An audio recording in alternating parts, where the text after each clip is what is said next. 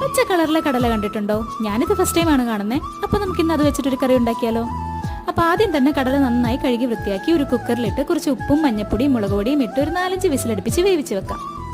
ഇനി ഒരു പാനിൽ കുറച്ച് സ്പൈസസ് ഇട്ട് കൊടുത്ത് മൂപ്പിച്ച് ഇതിലേക്ക് ഒരു സവാള അരിഞ്ഞതും ചേർത്ത് നന്നായി വഴറ്റിയെടുക്കാം. ഇനി ഓരോ ടേബിൾ സ്പൂൺ ഇഞ്ചി പേസ്റ്റും വെളുത്തുള്ളി പേസ്റ്റും പച്ചമുളക് ചതച്ചതും കൂടെ ചേർത്ത് വഴറ്റാം. ഇതൊന്ന് വാടിക്കഴിഞ്ഞാൽ ഒരു തക്കാളി അരിഞ്ഞതും കൂടെ ചേർത്ത് ഇളക്കാം. തക്കാളി ഒന്ന് സോഫ്റ്റ് ആയി കഴിഞ്ഞാൽ ഇതിലേക്ക് ഓരോ ടേബിൾ സ്പൂൺ മല്ലിപ്പൊടിയും മുളക് പൊടിയും ചേർത്ത് പച്ചമണം മാറുന്നിടം വരെ ഇളക്കി കൊടുക്കാം.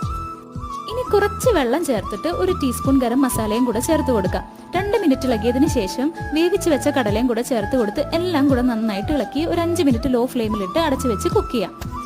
ആദ്യം വേവിച്ച് വെച്ച കടലയിൽ നിന്ന് ഞാനൊരു പിടി കടല മാറ്റി വെച്ചിരുന്നു. അതൊരു മിക്സിയിൽ അരച്ച് ഇതിലേക്ക് ചേർത്ത് കൊടുക്കാം. ഒരു തണ്ട് കറിവേപ്പിലയും കൂടെ ചേർത്തിട്ട് ഒരു 2 മിനിറ്റ് തിളപ്പിച്ചതിന് ശേഷം ഫ്ലെയിം ഓഫ് ചെയ്യാം. അപ്പൊ ഇത്രയേ ഉള്ളൂ. എല്ലാവരും ട്രൈ ചെയ്ത് നോക്കുക. പിന്നെ പച്ചക്കടല ബിഗ് ബാസ്ക്കറ്റിൽ നിന്ന് മേടിച്ചതാണേ.